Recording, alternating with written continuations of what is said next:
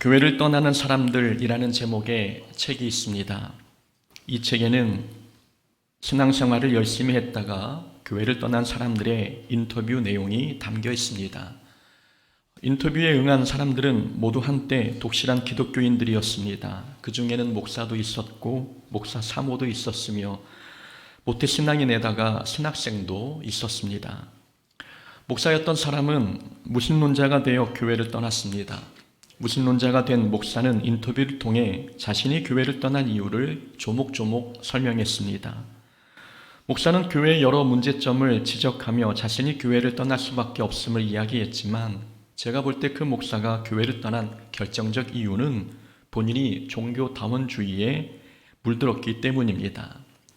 본인이 종교다원주의 신학에 물드니 성도들에게 구원은 예수 이름으로만 받는다는 내용을 설교하기 어려웠습니다. 성경의 사건들도 역사적 사실과 진리로 받아들이기 힘들어졌고 그래서 결국 목사는 무신론자가 되어 교회를 떠났습니다. 40대 중반의 한 남성은 교회가 정치적 이익 집단이 되는 모습이 실망스러워 교회를 떠났습니다. 이분은 목사 아버지 밑에서 신앙교육을 받은 모태 신앙인이었습니다. 그러나 성장하면서 교회가 지나치게 정치색을 드러내는 게 싫었고 반대로 교회가 또 너무 사회 참여에 소극적인 모습을 보여도 실망했습니다. 이 남성은 교회들이 정의를 지키려고 하기보다 무조건 자기가 좋아하는 정당을 지지하는 모습에 실망해 교회를 떠났습니다. 30대 부목사 사모는 교회의 여러 부조리한 모습에 실망해 교회를 떠났습니다. 교회 안에서 사라지지 않는 기득권 싸움과 끼리끼리 문화, 그리고 목사들의 정직하지 못한 모습과 목회자를 대하는 성도들의 모습에 실망해 교회를 떠났습니다. 40대 전도사는 경제적 어려움과 교회 안에 존재하는 상명하복의 문화에 질려 교회를 떠나고 말았습니다. 책에 등장하는 사람들은 저마다 교회를 떠나게 된 이유가 있었습니다. 교회에 대한 실망감, 목회에 대한 회의감, 부조리한 교회 모습에 대한 분노, 상처, 절망, 사람들은 이런 이유들로 교회를 떠났습니다. 책을 읽으면서 교회를 떠난 사람들의 이야기에 공감이 갔습니다. 저도 같은 고민을 한 사람으로서 그들이 얼마나 힘들었을지 그들의 감정이 이해가 되었습니다. 그러나 한편으로는 그들이 겪은 문제들이 교회를 떠날 만큼 그리고 신앙을 포기할 만큼 신앙생활에 심각한 장애물이었을까 하는 생각이 들었습니다. 교회 안에서 겪은 문제들이 문제가 아니라 문제를 극복할 만한 믿음이 부족한 게 더 큰 문제가 아니었을까 하는 생각이 들었던 것이지요. 이런 생각이 들었던 이유는 기독교 역사상 교회가 흠이 없고 완벽했던 시기는 단 한 번도 없었기 때문입니다. 기독교 역사를 돌아보면 시대마다 신앙생활을 방해하는 장애물들은 꼭 있었습니다. 예수를 믿는다는 이유로 원형 경기장에서 맹수와 싸워야 할 때도 있었고 믿음을 지키려다가 불에 타 죽거나 못판 위를 걸어야 할 시기도 있었습니다. 종교인의 타락은 중세시대가 더 심했고 교회 안의 다툼은 교회가 한국 땅에 세워진 이래로 계속 지속되고 있는 문제들입니다. 신앙생활을 방해하는 장애물은 이전이나 지금이나 달라진 게 별로 없다는 말씀이죠. 아니 오히려 지금보다 과거가 신앙생활하기 더 불편했고 어려웠습니다. 그러나 그렇게 어려웠던 시절에도 교회는 핍박과 갈등을 발판 삼아 성장했습니다. 그러나 신앙생활하기 더 편해진 오늘날에는 교회가 내리막길을 걷고 있다는 점입니다. 이유는 신앙생활을 방해하는 장애물이 커졌기 때문이 아니라 장애물을 극복하는 믿음의 힘이 약해졌기 때문입니다.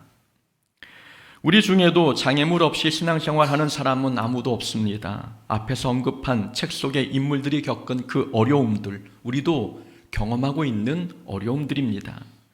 그럼에도 우리가 신앙생활을 포기하지 않는 이유는 장애물은 믿음으로 극복해야 할 대상이지 신앙을 포기하는 핑계의 대상이 아니기 때문입니다. 우리에게 필요한 것은 장애물을 극복할 수 있는 믿음입니다. 우리는 장애물을 만났을 때 불평하고 시험에 들 게 아니라 장애물을 뛰어넘을 수 있는 믿음을 키워야 합니다. 신앙생활에 장애물이 없다면 정말 행복하겠지만 장애물을 뛰어넘을 수 있는 믿음이 있어도 우리의 신앙생활은 행복해집니다. 오늘 본문에 예수님을 만나러 갔다가 장애물을 만난 사람들의 이야기가 나옵니다. 바로 중풍병자와 중풍병자를 침상에 눕혀 메고 온 사람들의 이야기입니다. 예수님께서 가브나움의 한 집에 들어가셨습니다. 예수님이 집에 계신다는 소문이 나자 사람들이 몰려들었습니다.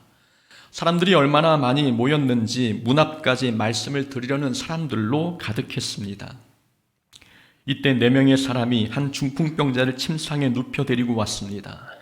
그러나 4절 말씀처럼 집안에 가득한 무리들 때문에 중풍병자를 예수님께 데리고 갈 수가 없었습니다. 집안에 가득한 무리들은 예수님을 만나러 가는 사람들에게 장애물이었습니다. 장애물을 만났을 때 침상을 메고 온 사람들이 취한 행동은 지붕을 뜯는 것이었습니다. 사람들은 지붕을 뜯어 구멍을 내고 중풍병자가 누운 상을 예수님 앞에 달아내렸습니다. 지붕을 뜯어 사람을 달아내린다는 것은 쉽게 결정할 수 있는 문제가 아니었습니다. 위험한 건 둘째치고 집안에 있는 사람들에게 피해를 주는 일이었습니다. 더욱이 예수님의 말씀 사역을 방해하는 행동이기도 했습니다. 그래서 혹여나 예수님께서 말씀 사역을 방해했다는 이유로 분노하시며 책망하실지도 모르는 상황이었습니다. 그러나 예수님께서는 지붕을 뜯은 행동을 믿음으로 여기셨습니다. 예수님께서는 그들의 믿음을 보시고 중풍병자의 죄를 용서해 주셨고 병도 고쳐 주셨습니다. 처음에 사람들은 예수님께 가는 길목에서 장애물을 만났습니다. 그러나 사람들은 장애물 앞에서 포기하지 않고 지붕을 뜯는 믿음으로 장애물을 극복해 예수님을 만났습니다. 그렇다면 이 중풍병자 일행들이 보인 지붕을 뜯는 믿음은 어떤 믿음이었을까요? 우리는 그들에게서 어떤 믿음을 본받아야 할까요? 첫 번째 교훈은 우리가 이 중풍병자 일행들에게서 배워야 할 믿음은 예수님이 아니면 안 된다는 믿음입니다. 예수님이 아니면 안 된다는 믿음이 오늘 본문 속 사람들이 우리에게 가르쳐주고 있는 교훈입니다. 중풍병자를 메고 온 사람들은 문전 성시를 이룬 무리를 보고 집으로 돌아가지 않았습니다. 다른 날에 오겠다며 예수님과의 만남을 뒤로 미루지 않았고 다른 의원을 찾아가지도 않았습니다. 이유는 이 질병은 예수님이 아니면 고칠 수 없었기 때문입니다. 그러니까 이 사람들에게는 예수님이 아니면 안 된다는 믿음이 있었습니다. 예수님이 아니면 안 된다는 절박한 믿음이 장애물을 만나도 포기하지 않고 뛰어넘게 만들었습니다. 어떤 상황에서도 신앙생활을 포기하지 않으려면 예수님이 아니면 안 된다는 믿음이 있어야 합니다. 예수님이 아니면 삶의 문제를 해결해 줄 분이 없다는 믿음, 예수 이름 말고는 우리를 죄에서 구원해 줄 다른 이름이 없다는 믿음, 이런 믿음이 있어야 신앙의 길을 가로막는 장애물을 만나도 신앙을 포기하지 않습니다. 마태복음 15장에 예수님께서 가나안 여인의 믿음을 칭찬한 내용이 나옵니다.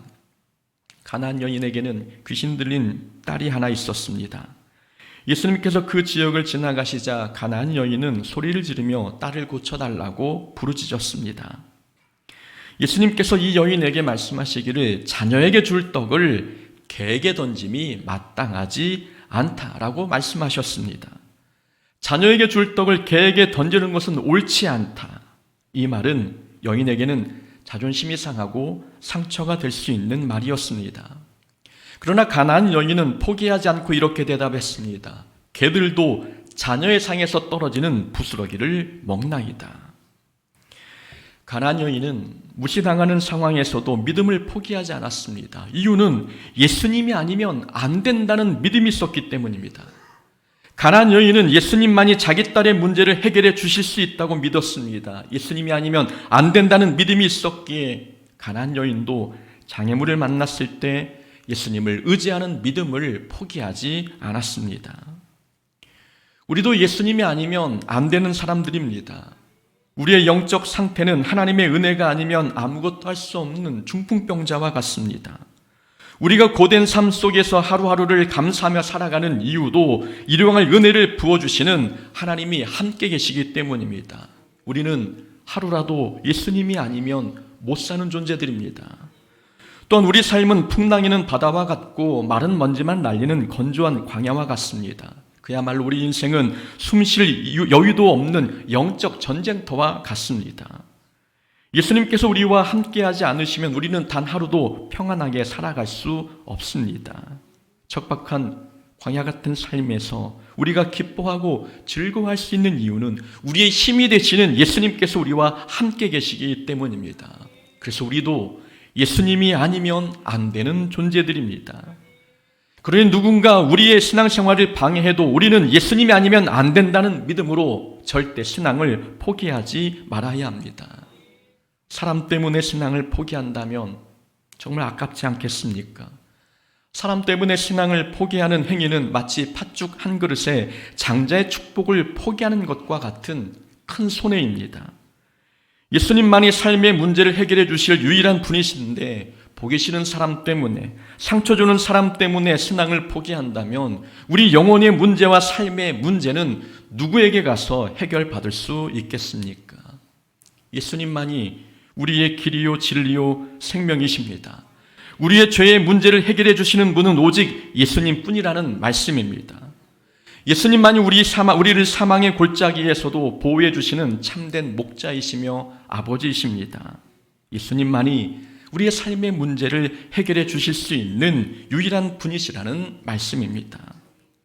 그러니 교회가 실망스럽고 사람 때문에 시험에 들려 해도 예수님이 아니면 안 된다는 믿음으로 신앙의 장애물을 뛰어넘어야 합니다. 두 번째, 우리가 중풍병자를 메고 온 사람들을 통해서 배울 수 있는 믿음이 있다면 그 믿음은 핑곗거리를 간증거리로 바꾸는 믿음입니다. 핑곗거리를 간증거리로 바꾸는 믿음이지요. 많은 사람들이 예수님께 나아가는 길목을 막고 있었습니다. 무리들이 길목을 막고 있었기에 중풍병자 일행이 다시 집으로 돌아간다고 해도 전혀 문제될 것이 없었습니다. 하지만 침상을 메고 온 사람들은 장애물 앞에서 포기하지 않았고 예수님을 만날 수 있는 또 다른 방법을 찾았습니다. 그래서 찾은 방법이 지붕을 뜯어 중풍병자를 예수님께 달아내리는 것이었습니다. 아무도 생각하지 못한 기상천외한 방법이었습니다. 사람들은 이 방법을 통해 장애물을 극복해 예수님을 만나 문제를 해결받았습니다. 지붕을 뜯은 사람들의 행동은 어떤 장애물도 신앙 포기의 변명거리가 될 수 없다는 것을 가르쳐 줍니다. 믿음이 부족한 사람에게 장애물은 신앙을 포기하는 핑곗거리가 됩니다. 그러나 믿음의 사람들에게 장애물은 예수님의 능력을 체험하는 간증거리가 됩니다. 장애물은 극복하면 간증거리가 되지만 포기하면 핑곗거리가 됩니다. 다시 말씀드립니다. 삶의 장애물, 신앙의 장애물은 우리가 극복하면 간증거리가 되지만 포기하면 핑곗거리가 됩니다. 그리스도인들에게는 저마다 크고 작은 간증거리가 있습니다. 우리가 간직하고 있는 간증거리의 특징을 보면 모두 불가능해 보이는 장애물, 그리고 우리 힘으로 해결할 수 없는 장애물을 뛰어넘었을 때 생긴 간증들입니다. 우리 힘으로 해결할 수 없는 장애물들이었기 때문에 우리가 그때 포기했어도 그 장애물은 포기를 정당화할 수 있는 좋은 핑곗거리가 될 수 있었습니다. 그러나 우리가 포기하지 않고 극복했더니 핑곗거리가 될 뻔했던 장애물들은 하나님의 능력을 체험케 하는 간증거리가 되었습니다. 그러니까 간증거리와 핑곗거리는 동전의 양면과 같습니다. 장애물은 극복하면 간증거리가 되지만 포기하면 핑곗거리가 됩니다. 우리에게 필요한 믿음은 핑곗거리를 간증거리로 바꾸는 믿음입니다. 사울 왕은 골리앗을 만났을 때 도망쳤습니다. 골리앗의 큰 덩치와 거대한 무기는 사울 왕이 도망간다 해도 책임을 면할 수 있는 좋은 핑곗거리였습니다. 그러나 사울 왕에게 핑곗거리가 되었던 골리앗이 다윗에게는 하나님의 능력을 체험하는 간증거리가 되었습니다. 골리앗이라는 문제는 동일했는데 그 동일한 문제가 누군가에게는 핑곗거리였고 누군가에게는 간증거리가 되었습니다. 이런 차이가 나타나는 이유는 그 문제를 뛰어넘었느냐 아니면 문제 앞에 포기했느냐의 차이 때문입니다. 골리앗 앞에서 도망갔던 사람들은 골리앗과 같은 문제를 만나면 항상 그 문제를 핑계 삼아 또 도망칩니다. 그러나 골리앗과 싸워 이겨본 사람은 골리앗과 같은 문제를 만나면 또 다른 간증거리를 기대합니다. 골리앗은 사울왕에게도 충분히 간증거리가 될 수 있었습니다. 이 말은 우리가 신앙생활에서 핑계거리로 삼았던 모든 문제들이 간증거리가 될 수 있다는 말씀입니다. 다른 사람에게는 하나님의 은혜를 체험하는 간증거리가 왜 나에게만 오면 열심히 하지 않는 핑계거리가 되고 있을까요? 골리앗이 누군가에게 간증거리였다면 우리에게도 나에게도 간증거리가 될 수 있는 것 아니겠습니까? 우리에게 하나님이 아니면 안 된다는 절박함으로 장애물과 맞서 싸울 수 있는 믿음이 있다면 지금까지 핑계거리로 삼은 모든 문제는 우리에게 간증거리가 됩니다. 내가 수고를 넘치도록 하고 옥에 갇히기도 더 많이 하고 매도 수없이 맞고 여러 번 죽을 뻔하였으니 유대인들에게 40에서 하나 감한 매를 5번 맞았으며 3번 태장으로 맞고 1번 돌로 맞고 3번 파선하고 일주야를 깊은 바다에서 지냈으며 여러 번 여행하면서 강의 위험과 강도의 위험과 동족의 위험과 이방인의 위험과 시내의 위험과 광야의 위험과 바다의 위험과 거짓 형제 중의 위험을 당하고 또 수고하며 애쓰고 여러 번 자지 못하고 줄이며 목마르고 여러 번 굶고 춥고 헐벗었노라. 사도 바울은 지금 불평하고 있는 게 아닙니다. 사도 바울은 우리에게 간증하고 있는 것입니다. 사도 바울이 겪은 고난들은 충분히 불순종의 핑계거리가 될 수 있는 것들이었습니다. 그러나 바울은 죽음의 위기에서도 충성과 순종을 포기하지 않았고 그래서 바울에게 이 고난들은 간증거리였습니다. 현재 우리를 힘들게 하는 문제들이 있습니까? 그 문제는 우리에게 간증거리가 되고 있습니까? 아니면 시험에 드는 일에 핑계거리가 되고 있습니까? 우리가 신앙생활에서 장애물을 만났을 때 우리는 그 장애물을 핑계 삼아 신앙을 포기하지 말고 그 장애물을 하나님의 능력을 체험하는 간증거리로 삼아야 합니다. 우리에게 핑계거리를 간증거리로 바꿀 수 있는 믿음이 있다면 우리 앞에 홍해바다가 가로막고 있어도 그 홍해바다는 우리에게 하나님의 능력을 체험하는 간증거리가 됩니다. 사람들이 지붕을 뚫고 중풍병자를 달아내리자 예수님께서 보시고 믿음을 칭찬하셨습니다. 예수님께서 그들의 믿음을 보시고 중풍병자에게 이르시되 작은 자야 내 죄사함을 받았느니라 라고 말씀하셨지요.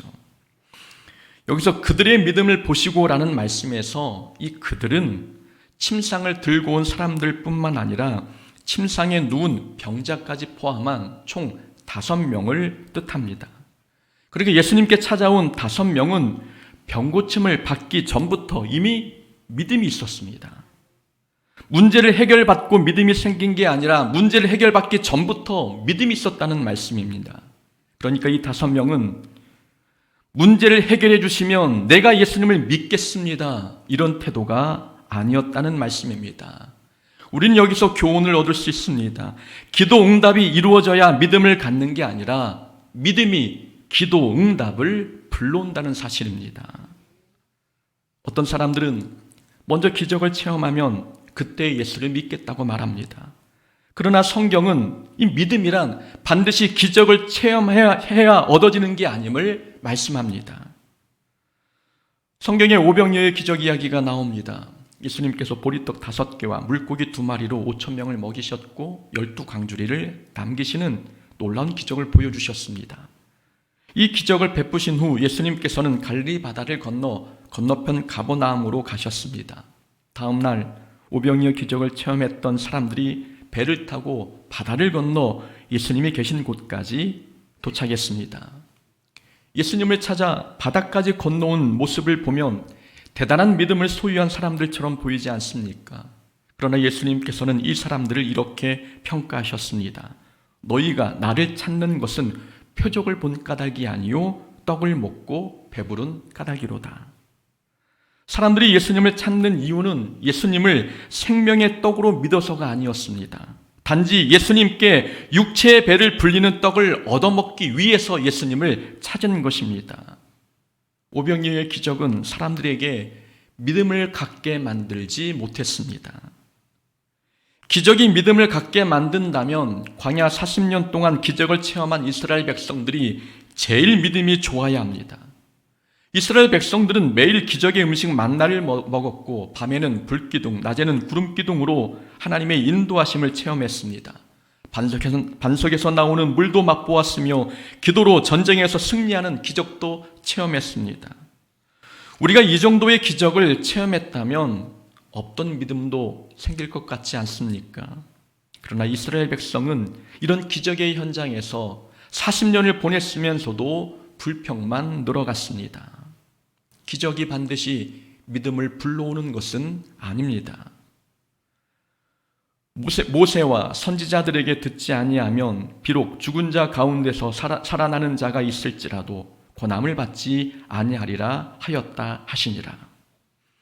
부자와 거지 나사로 이야기에 나온 성경 구절입니다.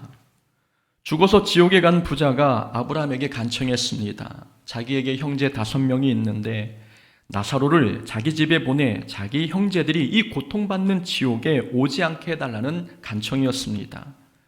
이 부자는 죽은 나사로가 살아나서 증언하면 형제들이 예수를 믿게 될 것으로 생각했습니다. 그러나 아브라함은 말하기를 말씀을 듣고 믿지 않으면 죽은 자가 살아나서 증언해도 믿지 않는다라고 이야기했습니다. 믿음은 기적을 봐야 생기는 게 아니라 말씀을 듣고도 생길 수 있다는 말씀입니다. 우리는 기적을 체험해야 믿음이 생긴다고 생각하는데 그렇지 않습니다. 믿음이 있어야 기도응답도 기도할 수 있고 믿음이 선행되어야 하나님의 기적의 은혜도 체험할 수 있습니다. 예수님께 찾아 나온 중풍병자는 기적을 체험한 후에 예수님을 믿은 게 아닙니다. 믿음이 먼저였고 응답이 그 다음이었습니다.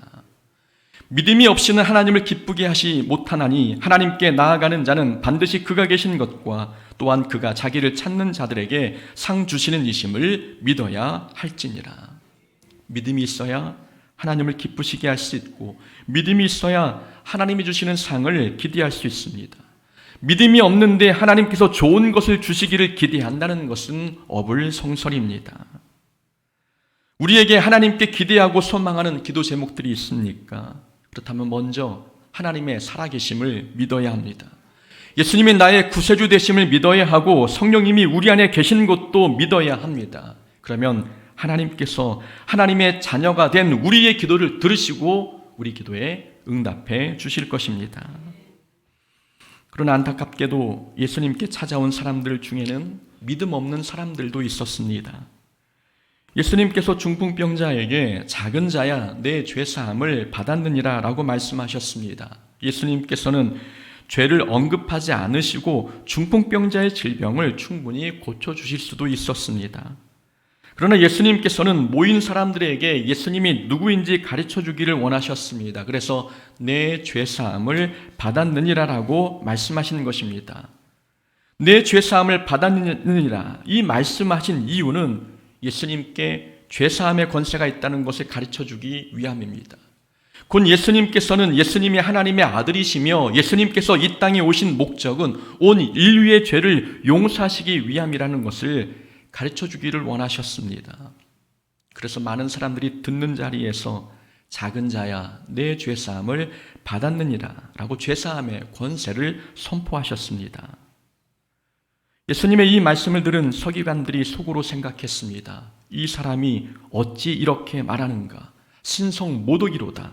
오직 하나님 한 분 외에는 누가 능히 죄를 사하겠느냐?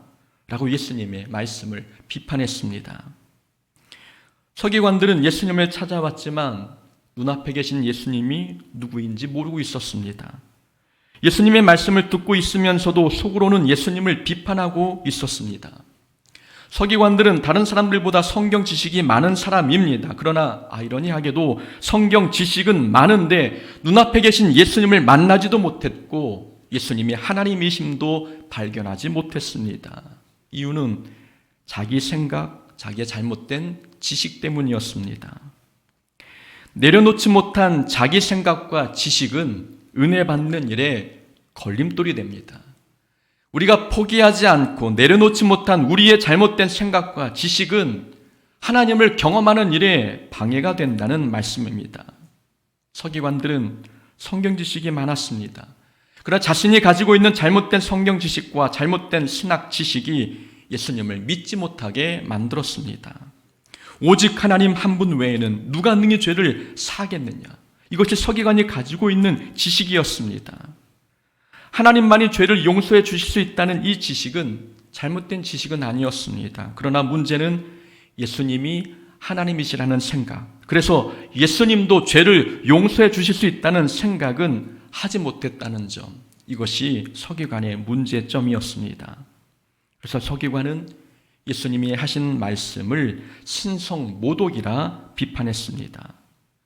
잘못된 자기의 생각과 잘못된 자기 지식을 내려놓지 못해서 생긴 행동입니다. 사람들은 자기만의 생각과 지식이 있습니다. 사람들은 삶의 경험을 통해 얻은 지식, 세상 문화와 학교에서 배운 선 지식, 그리고 오랜 신앙 생활을 통해 얻은 성경 지식도 있습니다. 그리고 사람들은 자기만의 신학도 있습니다. 신학교에서 신학 공부는 하지 않았어도 사람들은 성경을 읽는 것만으로도 자기 신학을 갖게 됩니다. 그런 자기 지식과 신학이 은혜의 통로가 되면 좋은데 반대로 자기 지식과 신학이 누군가를 비판하는 도구가 되어 예수님과 멀어진다면 문제가 됩니다. 서론 부분에서 목사였다가 무신론자가 된 목사 이야기를 잠깐 했습니다. 그 목사는 종교다원주의 사상에 물들어 있었습니다. 종교다원주의란 모든 종교는 동등하며 모든 종교에도 진리가 있고 구원도 있다고 주장하는 사상입니다. 종교다원주의 사상에 물든 이 목사가 중고등부 학생들에게 설교할 때 이렇게 말했습니다. 여러분, 학교를 졸업하고 성인이 되면 여러분들이 선택하고 싶은 종교를 해도 됩니다. 중요한 것은 어떤 종교를 선택하느냐가 아니라 착하고 선하게 사는 것입니다. 말은 그럴듯하지만 비성경적인 설교이고 거짓말입니다. 다른 종교에는 진리도 없고 구원도 없습니다. 이런 목사가 예수님만이 우리의 죄를 용서하실 수 있습니다. 예수님께 나아오십시오. 예수님 말고는 그 어떤 이름으로도 구원을 받을 수 없습니다. 라고 담대하게 선포할 수 있겠습니까? 할 수 없는 겁니다. 자기 자신도 구원은 예수님 이름으로만 받는다는 사실을 믿지 못하는데 어찌 목회 현장에서 예수님을 만날 수 있겠습니까? 잘못된 지식과 신학이 예수님과 멀어지게 만든 그런 모습을 보여준 것입니다. 고린도 교회는 성령에 대한 잘못된 지식이 교회 분열을 야기했습니다. 바리새인들은 잘못된 신앙 지식으로 인해 사람들에게 무거운 율법적 의무를 감당케 했습니다. 우리는 잘못된 자기 생각과 신학이 우리를 은혜의 자리에서 멀어지게 한다는 사실을 기억해야 합니다. 우리의 성경 지식과 신학은 우리에게 어떤 역할을 하고 있습니까? 우리가 배운 선 지식들, 우리가 경험한 은혜, 우리가 알고 있는 성경 지식과 신학 지식들은 우리에게 은혜의 통로가 되고 있습니까? 아니면 누군가를 비판하는 수단이 되고 있습니까? 예배 자리에서 은혜 받으려면 먼저 자기 생각과 지식을 내려놔야 합니다. 그리고 예수님께서 주신 말씀을 듣고 그 말씀을 소화시키려고 힘써야 합니다. 우리 지식으로 말씀을 판단하지 말고 하나님의 말씀으로 우리의 생각과 지식을 판단받아야 합니다. 그래야 예배 시간에, 기도 시간에 예수님을 만날 수 있습니다. 내려놓지 못한 우리의 생각과 지식은 우리를 은혜에서 멀어지게 만듭니다. 신앙생활은 장애물 경기와 같습니다. 신앙생활에는 예수님과의 만남을 가로막는 장애물들이 많기 때문입니다. 우리에게 지붕을 뜯는 믿음이 없다면 우리는 이 수많은 장애물 앞에서 믿음을 포기하게 될 것입니다. 신앙생활에서 은혜를 가로막는 장애물을 만난다면 예수님이 아니면 안 된다는 믿음으로 그 장애물을 뛰어넘기를 소망합니다. 그래서 예수님과의 만남을 통해 우리 문제를 해결받고 날마다 은혜 충만한 삶을 살아가는 하나님의 자녀가 되기를 주의 이름으로 축원합니다. 아멘.